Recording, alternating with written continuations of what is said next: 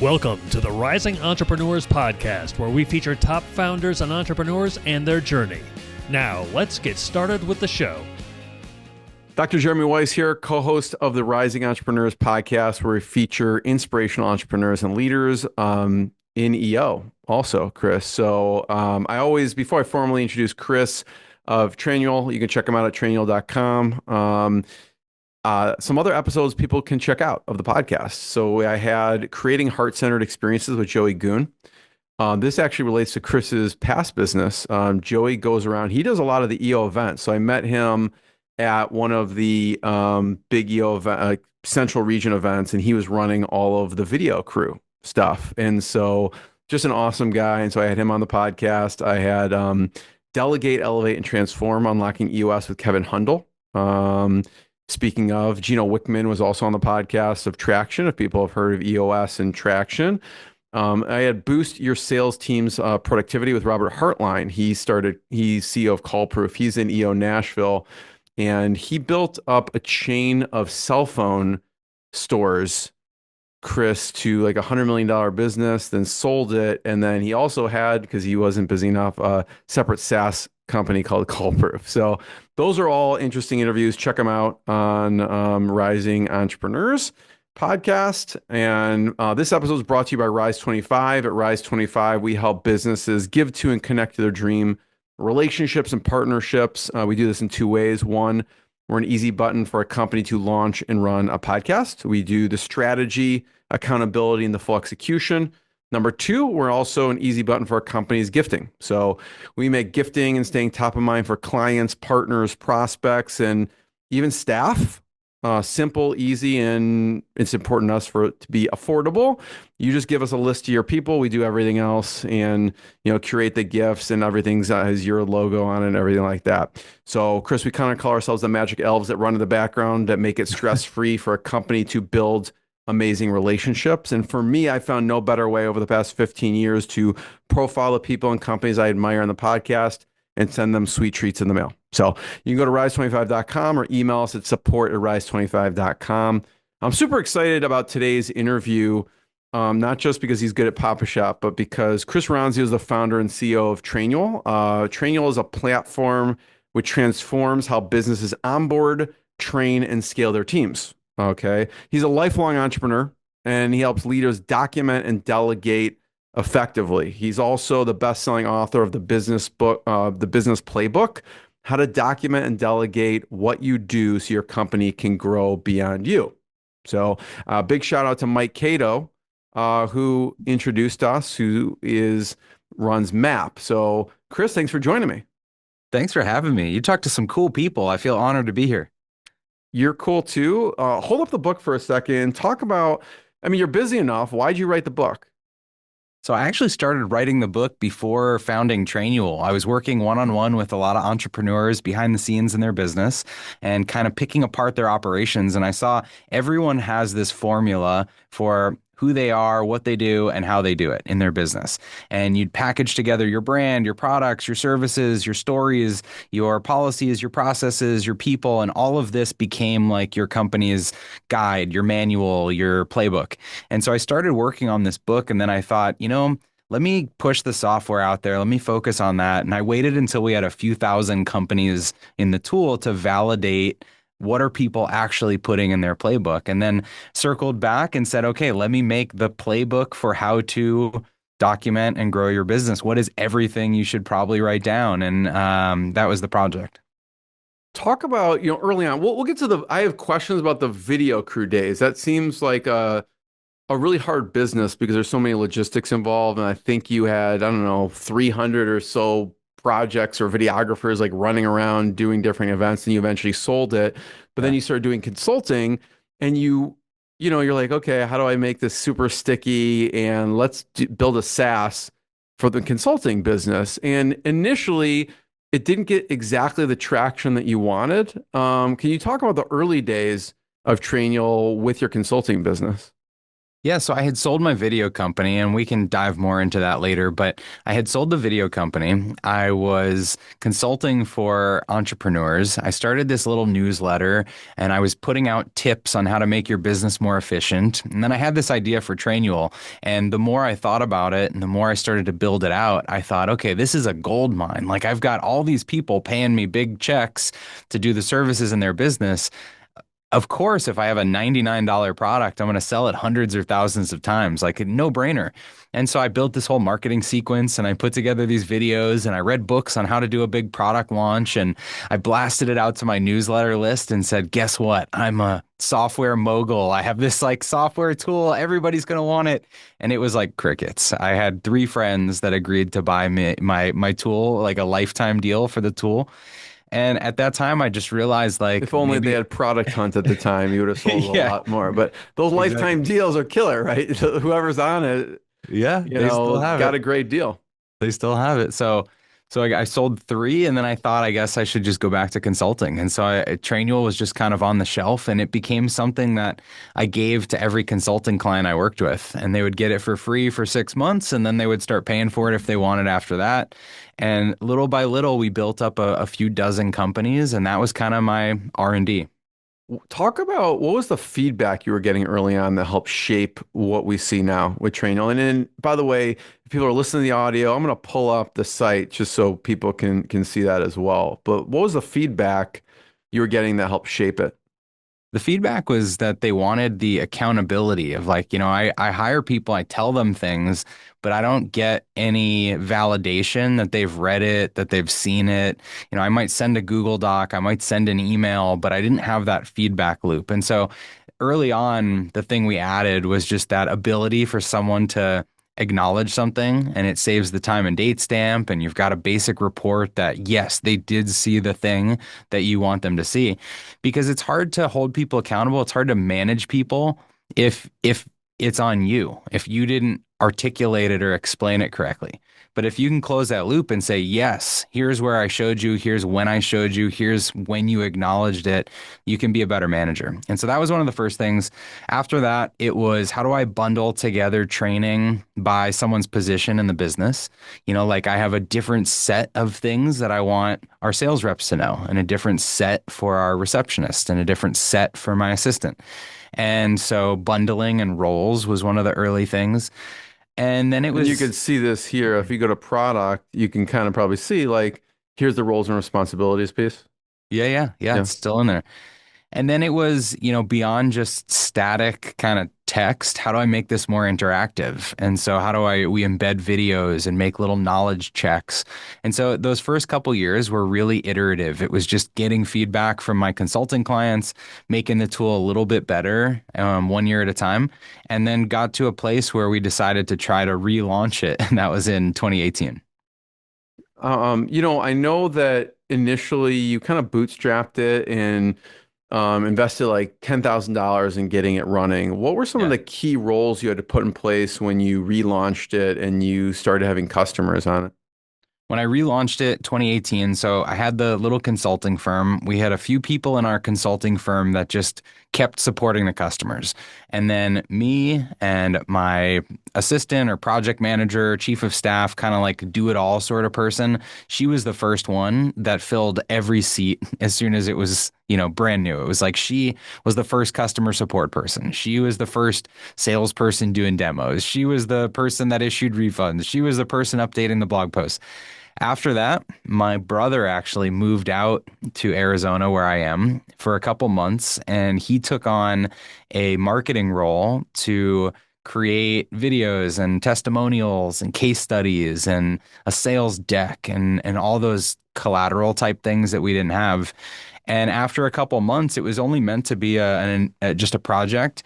He got so into it that he wanted this to be his full-time thing. So almost 8 years later, he's still our CMO and CRO in the company. After that, we brought our lead engineer into the mix, and so we needed someone to oversee the product and fix the bugs and come out with new features. And then we hired a sales rep, somebody that could talk to customers. So those are the first 5 roles. Talk about your brother and you working together because you even worked together in the video days too. What are some things that you learned by working with your brother, like things that, complement each other, things that you overlap on? Well, we know each other so well. We've always been really tight. We are 3.5 years apart. And so growing up, we were never really competitive. We were always complementary. Like I played the traditional sports, the basketball and baseball, football. He was like the X Games, skateboarding and snowboarding and ice climbing and that sort of thing. We always had different interests. And so I was the operational systems processes kind of guy, and he was the brand and storytelling kind of guy. And so in the video business, he was just like my kid brother that I would tag along and, run cables and play with the audio switcher boards, and eventually started production managing events for us and then ran our LA office. And when I sold that business, he went and worked for a marketing firm in Boston. And so he had that marketing expertise. And so it was just perfect to reunite. We complemented each other well. I think what makes it work is that it was never a, 50-50. Well, let's just start this. You do this half, I do this half. It was like, here is your explicit role. Here's the position that I'd be hiring for. Here's the salary I'd be hiring for. Here's what the market value of that is. Do you want that position? And so we were very clear about that from the get-go. As your team grew over time, I think at this point you're maybe over 100 people. Yeah. What are some of the things you did to sustain culture? Yeah, we're almost 140 today. And culture has been consistently driven by our values, but the way that we maintain culture, I'd say, changes every quarter, every 6 months. Like we're always changing the frequency of our all hands meetings, the questions in our engagement surveys, the way we do town hall questions. Like your business is constantly changing, and at different sizes, things that used to work won't work anymore. Like for instance, when we had 10 people, 15 people, we'd stand around in the same room and do our all hands meeting. When we've got people across different time zones, now you want to be more mindful of what time of day you're doing that. And are you recording it? And how do you communicate to people that are out on PTO? And so it takes just a constant intentionality. And I think that stems from our values. And so, our values at Trainual, we can go through these in depth if you want to, but first, make ideas happen. It's all about execution, and a good idea is one thing, but actually like taking action is a different thing. So make ideas happen. Everyone has a key is about ownership and about how everybody can play a part, and we're not victims. We actually do things here. No red tape is there shouldn't be anything in the way of you being efficient and productive. And if a process exists and it's not benefiting the business, then we should tear that down and start over. Show up ready. That's about being professional and not wasting each other's time. Doing the homework before meetings. Collect experiences. This is like we're all people outside of work. And we value, growing and pushing each other and learning things that we can bring back as a collective. And then the last one is carry the groceries. And this throws back to when I was 14 bagging groceries at my local supermarket, and how I used to carry groceries out to someone's trunk for them. And it was that like little unexpected thing that just made their day. And so by going above your role, what's expected, we can help customers, we can help each other. And so those 6 things are just at the core of how the business runs. And we iterate on how it shows up through the processes all the time. I love that, Chris. Talk about what's helped you as a leader. So I mentioned EO, I mentioned MAP. Yeah. Talk about MAP for a second. I know we were introduced by Mike Cato. Yeah, shout out to Mike. So MAP is a incredible system for teaching managers, especially new managers, how to be managers, how to be self-aware, how to know their limitations, their opportunities, how to have a cadence for how you look at the vital factors in your business and the key metrics in your company. And so I went through MAP while I was in my consulting business, and it was really interesting because I was helping other businesses with their structure, but I didn't have a ton of my own in my consulting firm. And so turning that lens in and looking at myself really made a huge difference in my consulting business and how that started to grow. grow. So I highly recommend MAP. They're a great partner of ours. For me, going to workshops like that, immersive kind of workshops, whether it's MAP, EO, learning days. I'm in YPO. I've been in SaaS, different groups. Being in a community with people that are a step or two ahead of you is like to me so inspiring and so motivating. And it's like that story of the 4 minute mile. Like when you see somebody else can do something, you're like, okay, I guess I can do it too. And so I think it's so important to put yourself in rooms and groups that are immersive, that show you examples of progress that's beyond you. And so talk about books, some of your favorite books. And you mentioned SaaS groups. I know that you've learned from Dan Martell, and he's Yeah. got Buy Back Your Time. Some of your Yeah, yeah. favorite books. Yeah, Dan's book, Buy Back Your Time, is awesome. Honored that Trainual's mentioned in there, and he's a advisor of the company and a friend. Before that, E-Myth, I think, is like one of the most foundational books. If you haven't read E-Myth, you got to go get that one. That teaches you that, being an entrepreneur sounds fun and sexy, but it's not just the entrepreneur, the vision side. You also have to be a good manager and a technician, and there's these different hats that you wear. I really liked the one thing, I think it was called. That's like, what's the one thing I can work on right now? The one domino I can knock down that leads me to the next thing that I need to work on. So that is pretty revolutionary. Recently, I read the Everyday Hero Manifesto. I loved I've that never heard book. of that one. So good. It's like these really short chapters. Robin Sharma, I think, is his name, Hmm. and it it's just like a way of living and a perspective that was so refreshing at the beginning of this year. And then one more that I'll mention is Die with Zero. Uh, Die with Zero is a cool book that teaches you how to maximize the ROI in your life's experiences earlier in your life, so that, as you get older and older, you have no regrets, and there's nothing that that you need to that you missed out on. And so we have a sabbatical at Trainual every 4 years. People get a sabbatical. I always give them that book with a little note in it. How does a sabbatical work?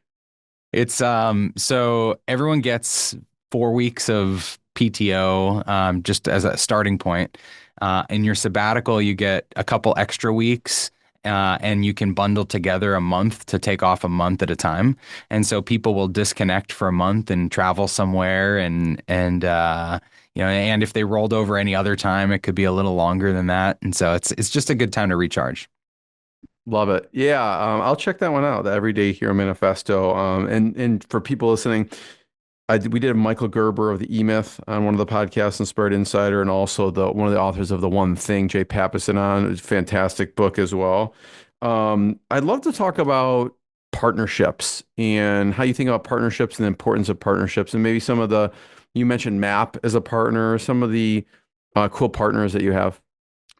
So partners for us spans the gamut from just affiliates that are advocates for us and want to recommend us as like a tool in their toolkit very passively, to all the way up to organizations, mastermind organizations that want everyone that's a part of their group to have a Trainual account, and they're buying them in bulk.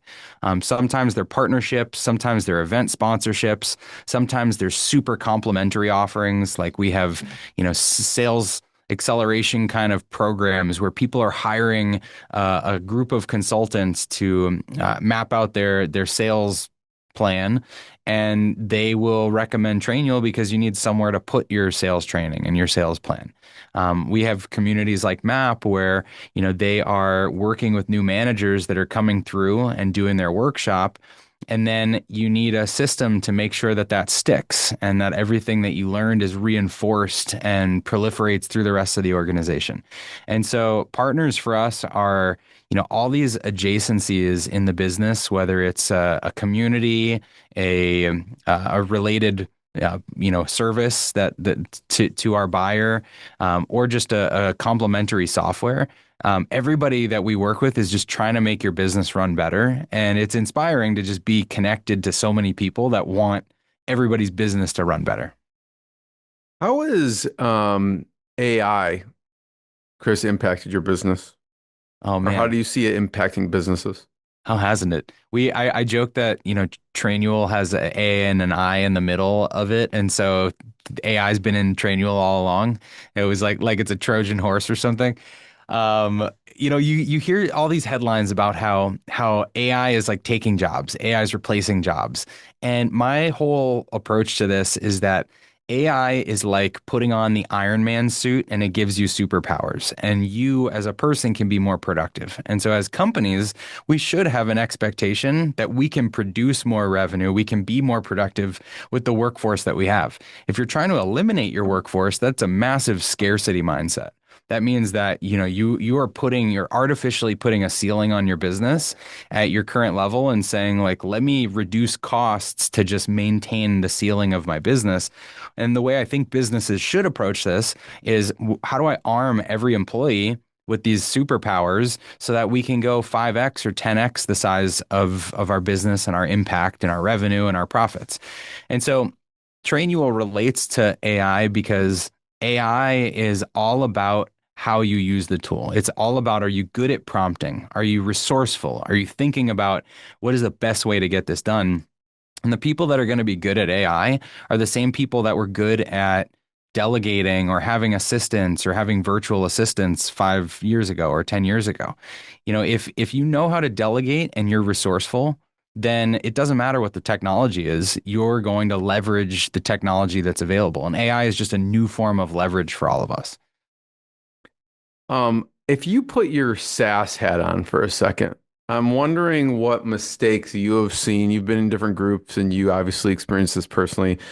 Some mistakes you see people making in SaaS. And I remember I had Johnny Page on one of the shows who runs SaaS Academy for, Yeah, yeah. with Dan Martell. What are some of the mistakes that you've seen in the SaaS world that people make? I think one of the biggest mistakes is overbuilding.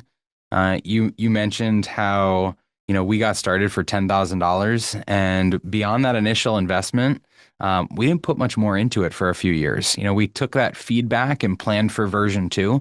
But I've talked to so many entrepreneurs that are $250,000 into developing their SaaS offering, and they've got no customers, or they've got one friend that said that they would use it verbally, and it is a massive mistake. I think anybody that wants to start a SaaS business should be able to start it with like a dumb proof of concept on paper. And until you get people paying you for some service that you are now just making better with technology, you don't really have a business. So I think it's a fallacy to think that you can, if you build it, they will come. That's, I would say, the number one mistake. Hmm. Let's talk about product expansion, right? Sure. And what's going on as far as that with Trainual? So yeah, Trainual, especially in this new world of AI, as soon as ChatGPT came out and hit the mainstream, we built that into our search and our content creation abilities, and so that's been in the product. Trainual is at this really cool intersection though between a traditional like learning management system and a wiki and a knowledge base. It's a tool that has the accountability of the legacy training and learning tools, but the bottoms up kind of content generation of a Notion or a Google Docs or anything like that. And so that was how we were started, was like that. We said, if a wiki and an LMS had a baby or something. And so now you see the whole category of knowledge and training is starting to converge. And so for us, we're thinking about what are these other touch points in an employee's life cycle from the time that they're hired through managing their roles and responsibilities and like their promotions, their performance, their interaction with other team members. You've got the delegation planner up on the screen. Yeah, that's what I was going to point out because obviously right here we're looking at beta. But yeah, Yeah, keep yeah. going. Yeah, so this is one of my favorite tools, and it's something that before Trainual I just did on spreadsheets and whiteboards. When you've got a small team and you're thinking about who is the next person we're going to hire, you look at your existing employees and you think, all right, well, list out what are all the things on each person's plate. What are we going to pluck off your plate onto this next person? How are we going to kind of crowdsource what this next role is? And then where's the training or SOPs or best practices for each of those responsibilities to train the new person once we hire them. And then which responsibilities do you like doing? Which ones don't you like doing? What are you good at? What are you not good at? What's aligned with your career trajectory? And so all that can be managed in the delegation planner. So for each thing that you do in the business, you rank it and rate it and show what you like and your passion, your business impact. And then as a manager or an owner, you can drag and drop and create that next role. Yeah. Anything else on the product expansion side? I think when you just think about like hire to retire, anything in there is fair game. It's all about change management because like at the center of delegation here is if I used to do something and now you do that thing, then who does everyone else go to for questions? How does that thing get innovated on inside the business? The change management, it all stems from who does what and how in a business, and that's our core. I mean, you did this with the video business, right? And eventually you stepped away completely. I don't think he was a right-hand person, became president and CEO. Yeah. How did you document then? Because this is before, I don't know if you want to, give people context, but there was not, I don't know if the internet was around when you did that. I mean, maybe it was, but it wasn't, it wasn't, it wasn't so prevalent, right? At that point where people were, because you were like selling VHS tapes. I mean, that's, I guess, it's a different time. It was. I Yeah. remember those big cameras, like you put the VHS in, you pluck it in, and that's what you were using early on. Yeah, totally. So when I started the business, I was 14 and it was the big over the shoulder cameras, SVHS, VHS. We were editing on with the dials. We didn't have computers to edit on. It was editing on dials, but that was that was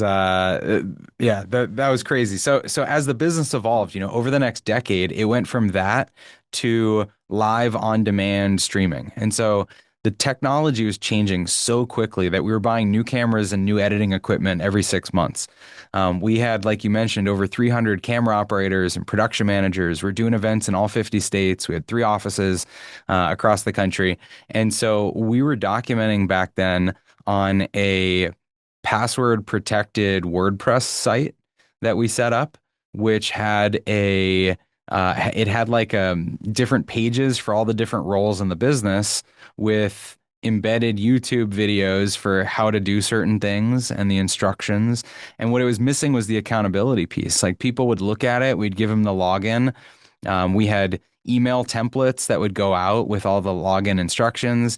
And then it was sort of an honor system that once they were trained, we would mark them as trained inside a CRM, first on Microsoft Access. And then it was in Highrise, which was Basecamp's CRM back then, if you remember that. And so we were just cobbling together this tool set of like trying to track who was trained to do what and where was the central place they could log in and see it. And, 20 years later, Trainual is a much better way to do it. I'm gonna pull something up real quick. You'll get a kick out of this, Chris. So like, there's actually a YouTube channel that says React, and then this one is kids. So if you're listening, you're like, I have no idea what a VHS tape is. They did put the VHS player and tape in front of these kids and just didn't say anything, just see what they would do, and it's hilarious. You can see there's 6 million views Oh my gosh. on this video, but it is very funny.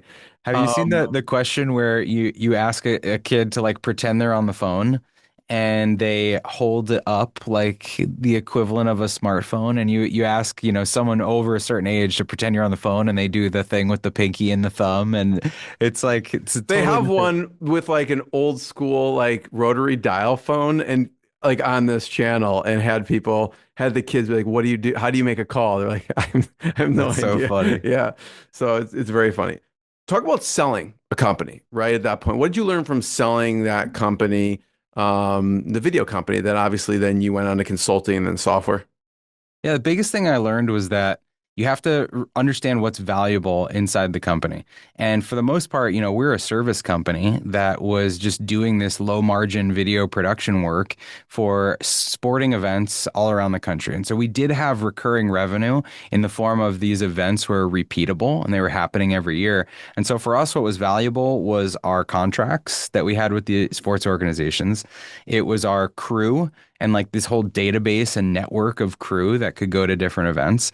And then it was this software, some IP that we developed in the later years where you could we uploaded videos from every event that we shot, and it created a little 30-second kind of iTunes preview, stored the video file on AWS, let customers search for the event, search for the performance, purchase the video, then get emailed the file. And ultimately that was the thing that was most valuable was the tech. And so, that's the nugget that stuck with me was, processes and how we did what we did created the scale and the tech was valuable. So what if I put tech and process together?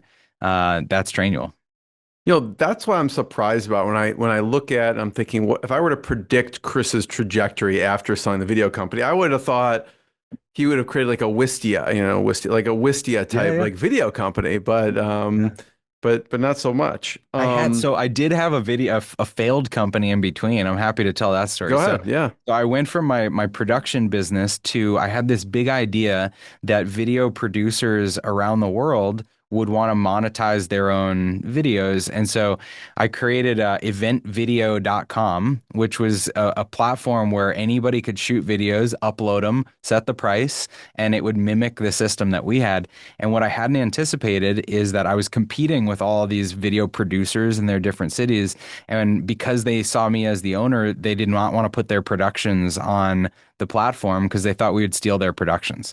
And so I spent over $100,000 developing that tool. And so the lesson I mentioned about like don't spend all this money and hope they'll come, like I felt that personally. It's like almost the lean startup, like pre-sell before you invest all this time, energy, and money into it. Yes, exactly. Yeah. I want to hear about your events, right? I know you in the past have done virtual events, in-person events with Trainual. You've talk about some of your favorite speakers. I have a question around that, but I'm going to see where you go with it. All right, favorite speakers. It's got to be Shaquille O'Neal was super cool. Gary Vaynerchuk. Damon John. So the first event that we ever put on, our first big event we ever put on, we called Playbook because that was, the category we're sort of trying to create. It's the name of my book. So Playbook was our event in 2020. Can anyone go to it or how does it work? Because I don't know if I saw it on your website exactly. Yeah. It's if you just go to playbook.trainual.com, that should take you to the current version. Okay. So in 2020, Playbook was supposed to be a live in-person event, and then the pandemic happened.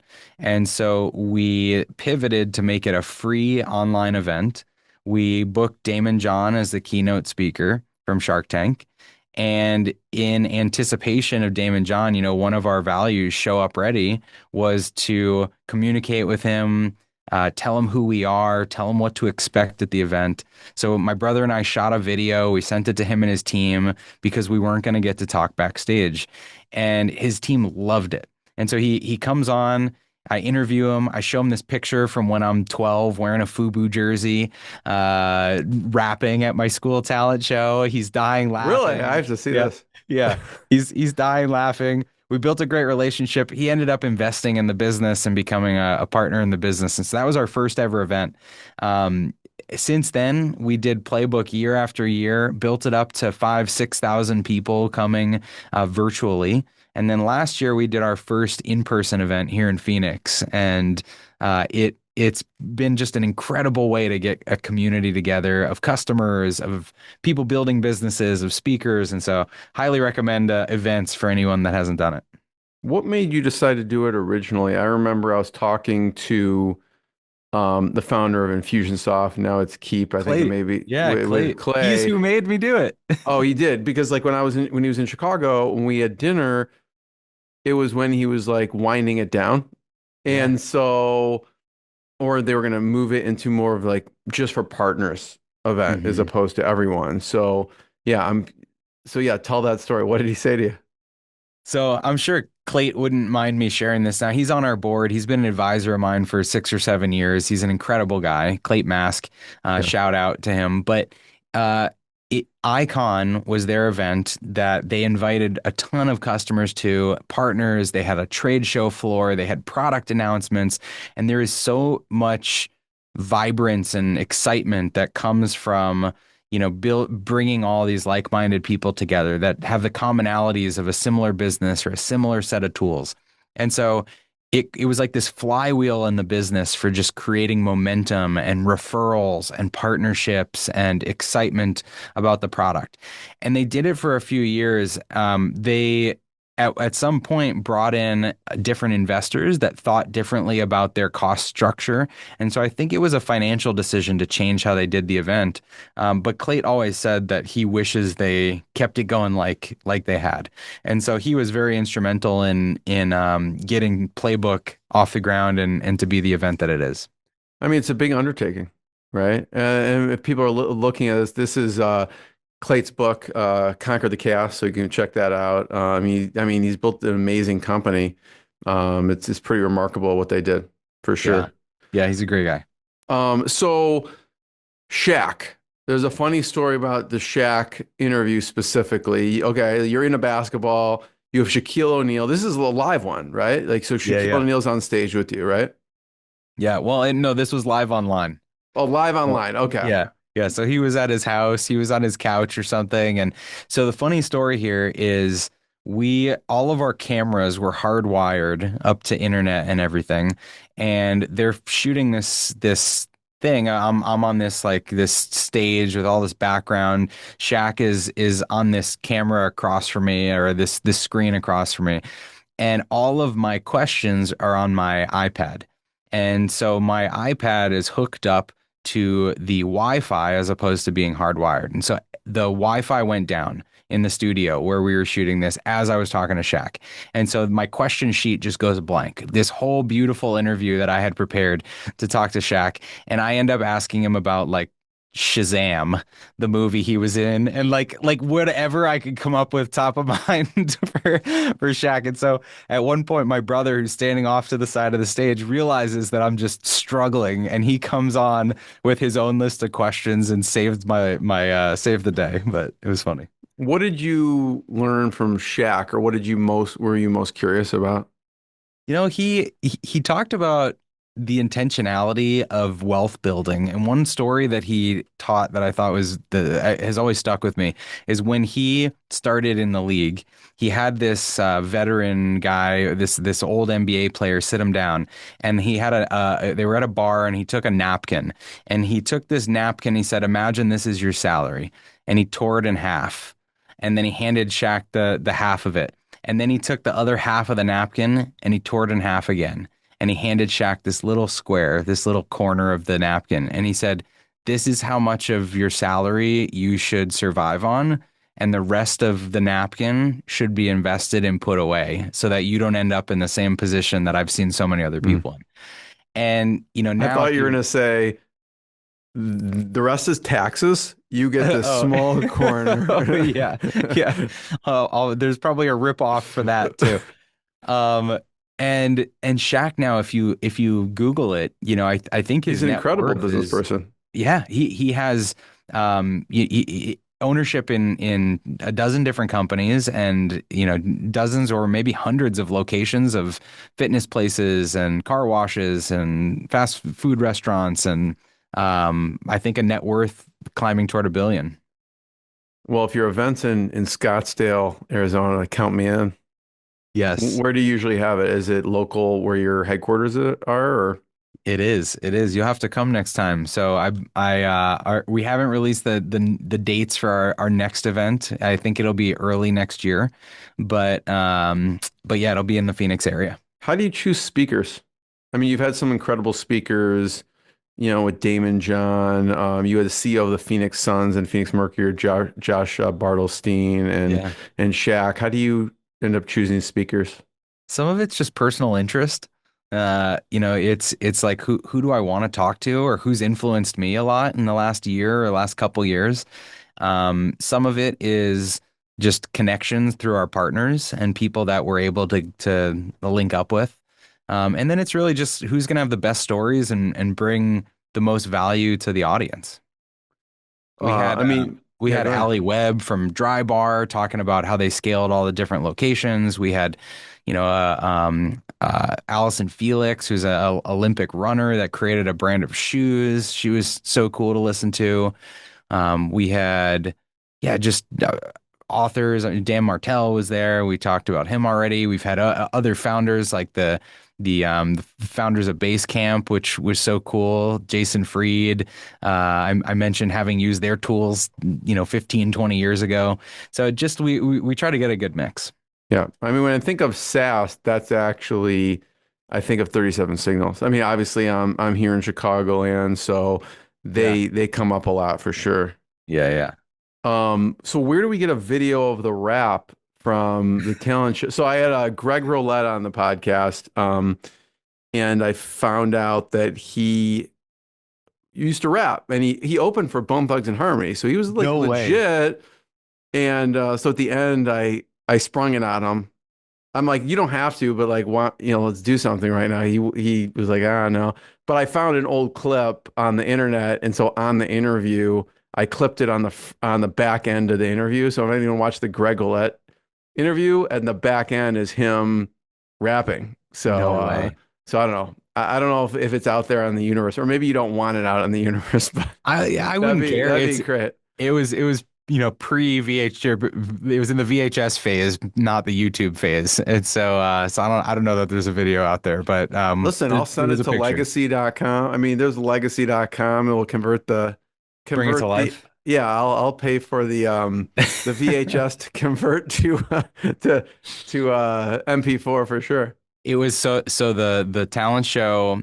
We sang the song "Money Ain't a Thing." If you've ever heard that song, it's like Jay-Z and Jermaine Dupri, and my friend and I had our FUBU jerseys on, and we had Monopoly money, and we're throwing Monopoly money out into the crowd, and so there's bills flying everywhere, and our town newspaper snapped a picture of it, and so that was the headline and the front page of the Gazette, the in our town, and I it love said. it. Chris Ronzio says money ain't a thing. I love it. I want to talk some use cases. How are people using Trainual? I know you're a big basketball fan. Talk about the Phoenix Suns for a second. Yeah, so it's such a dream come true that the Suns and Mercury are customers of ours in our backyard. Like that was a huge deal just as a season ticket holder and a big fan here. I've been here 16 years now. When you get a brand like that signs up and uses your product and it brings them value, it's just such a cool experience. Like this is why we're in business. You're building something that is making other businesses better, other customers better. And when you can improve someone that you're a huge fan of or you're a customer of, it just feels so cool. So that's one of How my do they favorites. use it? So it's for, you can imagine a sports team, first of all, has turnover. They have, between their sales teams, there's people come and go. They have an arena full of concession staff and security staff. So there's a seasonality component to when you're, the new season's kicking off. There's guidelines that have to be trained because there are NBA policies, there are, league policies, team rules and regulations. And so when you've got all these different layers of information to communicate, Trainual's an amazing system for that. How did that come about?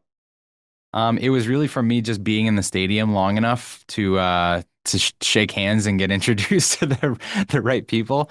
And so, just hang around your prospects. Favorite basketball players of all time? Jordan, gotta Jordan. be.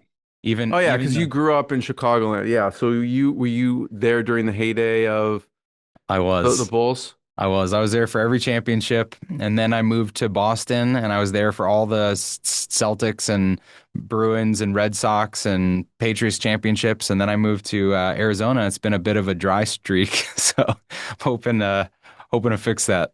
You'll like one of the interviews I did on the show was with Ben Jackson. So, the Berto Center, if anyone, you probably watched The Last Dance, obviously was in Yeah. Deerfield where I grew up.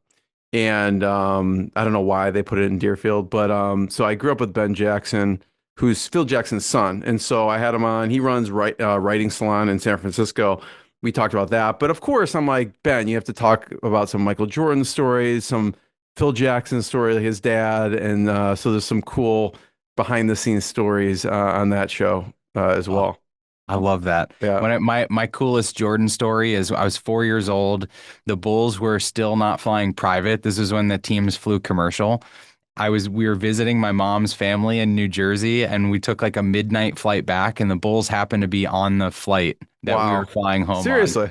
Yeah. And so as they're loading into first class or whatever, my mom pulled me aside as a 4-year-old, and she's like standing waiting for the luggage. And Michael Jordan came and sat down right next to her, and just they talked for a couple minutes, and then we went back to our seat. That's incredible. Yeah. I love it. I mean, you have a variety of use cases, Chris. I mean, you talk the Phoenix Suns, but talk about a golf course uses you. Yeah.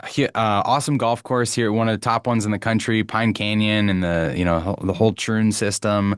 They use it to train everything from their pro shop staff to the food and beverage to the kids camp to the spa to the exercise center. These are businesses that it's like they're running 10 businesses under one roof.